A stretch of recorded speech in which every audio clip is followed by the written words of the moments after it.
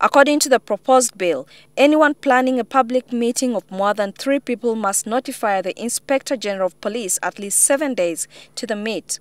The bill also proposes to restrict public meetings to take place between 6 a.m.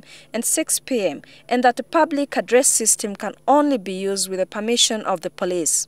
Under the proposal, a government minister will have the power to declare certain locations prohibited for public gatherings of not more than 25 persons.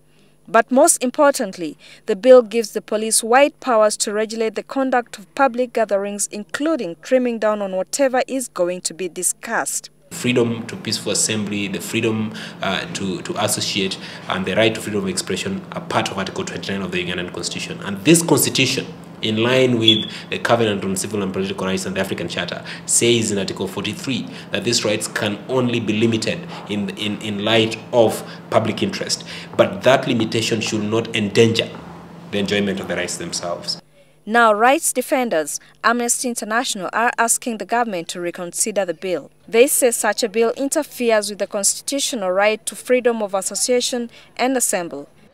The draft Public Order Management Bill 2009 will particularly affect political activists, journalists and human rights defenders, among others, from carrying out their duties freely.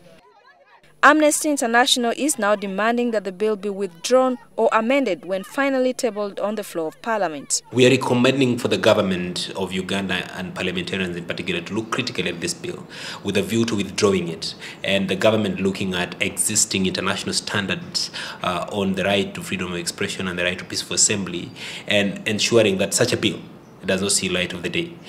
If the government wants or seeks to, for example, regulate public assemblies, such regulations must comply with the requirement that they must be necessary and they must be proportionate. Currently, the draft bill is awaiting cabinet approval before it finds its way to Parliament.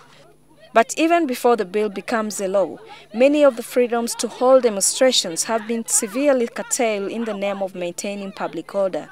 Isabel Nakiria, NTV Tonight.